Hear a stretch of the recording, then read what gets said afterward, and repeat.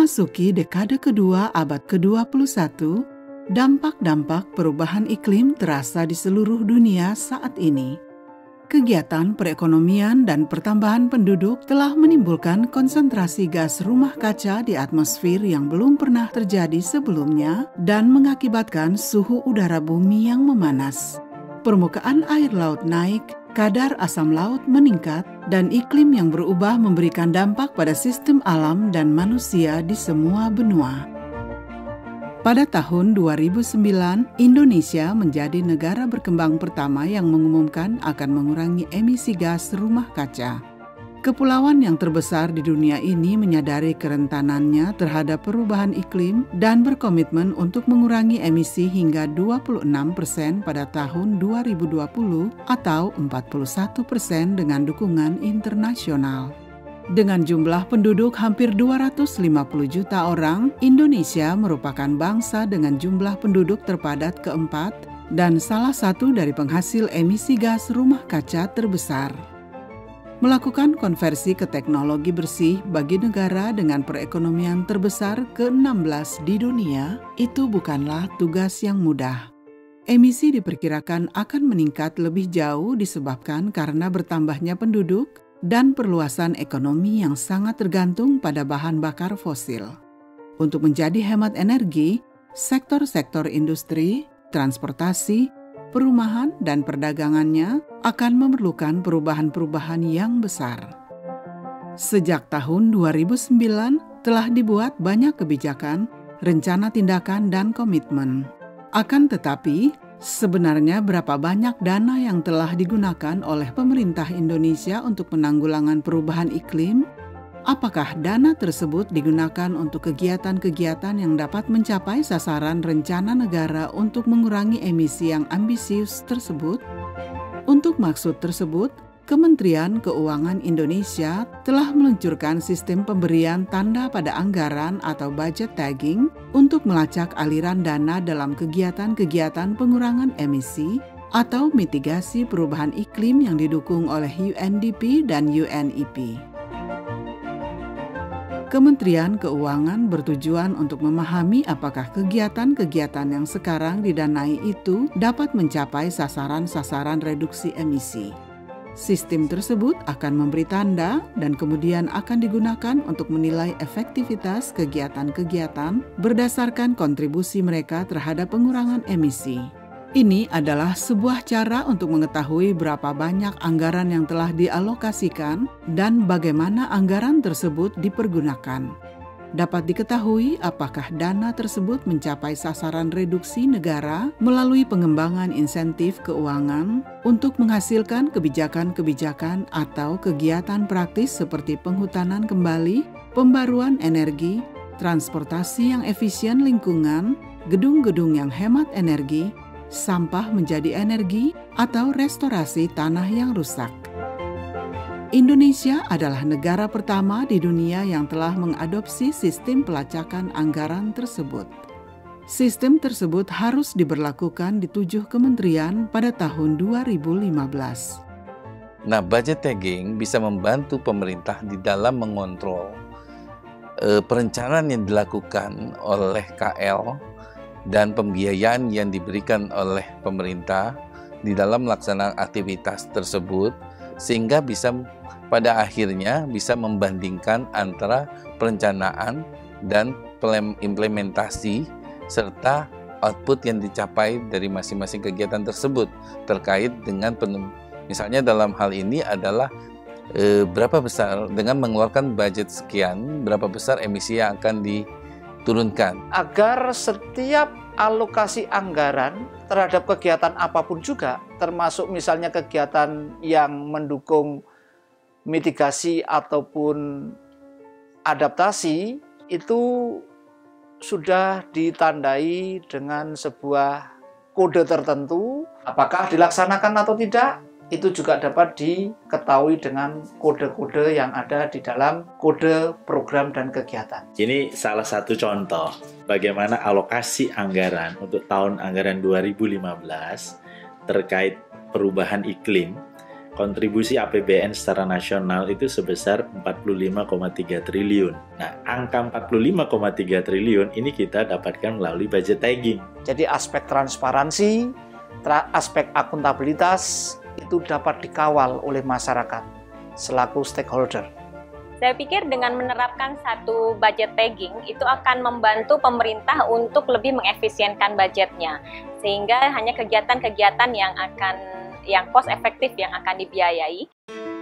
Menggunakan anggaran pemerintah dengan bijaksana dan menetapkan insentif dan disinsentif yang benar diharapkan akan mendorong para investor dalam bidang teknologi yang mengurangi emisi gas rumah kaca. Para investor menyukai Bapak Muhammad Baidowi dan Bapak Douglas Manurung. Kantor Bapak Muhammad Baidowi dipenuhi dengan piala-piala nasional dan internasional yang memberikan penghargaan padanya dalam merintis karir wirausahanya.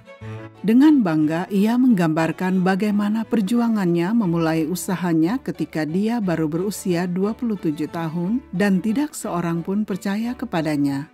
Saat ini dia adalah pengelola sebuah jaringan daur ulang plastik yang beroperasi dari Papua Nugini hingga Sumatera. Dia telah mendukung para wirausahawan di seluruh Indonesia untuk mendirikan depo-depo pendaur ulangan plastik dan memperlengkapi mereka dengan mesin penggiling plastik.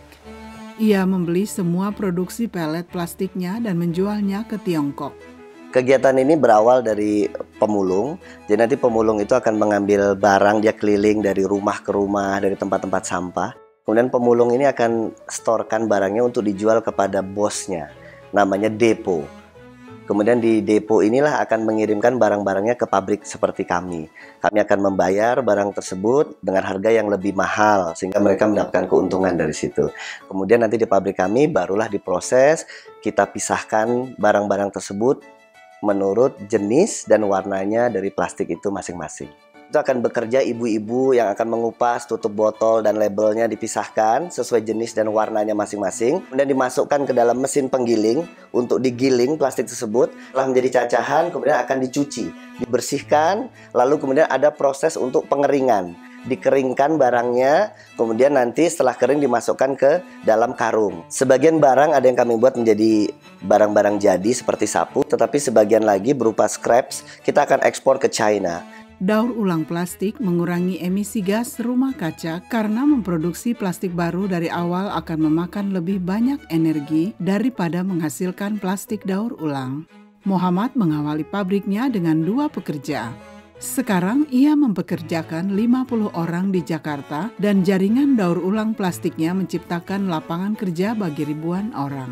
Dan luar biasanya lagi, banyak orang yang bisa terlibat di sini, bisa bekerja, dan itu jelas memberikan kontribusi buat masyarakat. Dari satu pabrik itu membutuhkan paling tidak 20 depo. Satu depo itu mempekerjakan paling tidak itu 15-30 pemulung. Sehingga kalau dikalikan bisa sangat banyak sekali orang-orang yang terlibat di usaha daur ulang sampah ini. Douglas Manurung adalah Direktur Pengelola TPST Bantar Gebang, sebuah fasilitas pengolahan limbah yang bekerja di Bantar Gebang, sebuah tempat pembuangan akhir yang terbesar di Indonesia. Perusahaan ini menerima 6.000 ton limbah dari Provinsi Jakarta setiap harinya.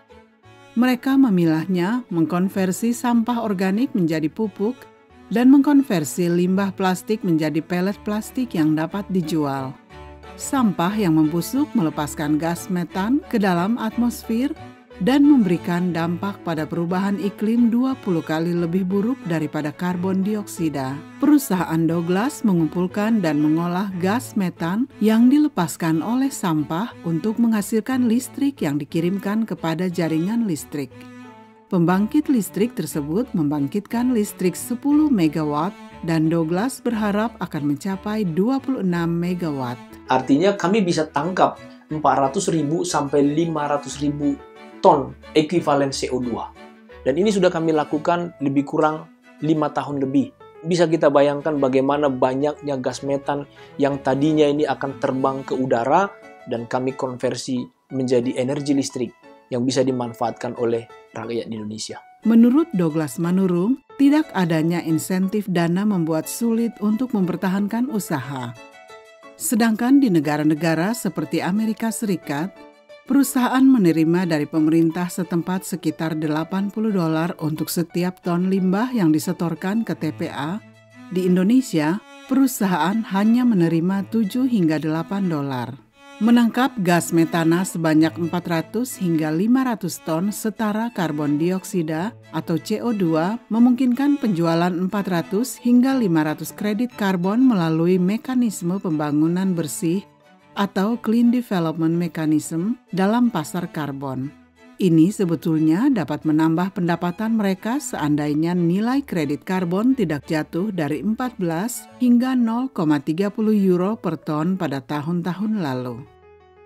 Meskipun proyek-proyek seperti Majestic Buana Group atau TPST Bantar Gebang melakukan pekerjaan yang luar biasa untuk mengurangi emisi, namun pada akhirnya insentif atau disinsentif pemerintahlah yang memungkinkan mereka untuk gagal atau berkembang. Pemerintah perlu mengenali jenis kegiatan strategis yang dapat menciptakan lingkungan yang ramah bagi masyarakat dan investasi swasta yang berhasil. Dan sistem pemberian tanda dan sistem penilaian dapat membantu melakukan itu.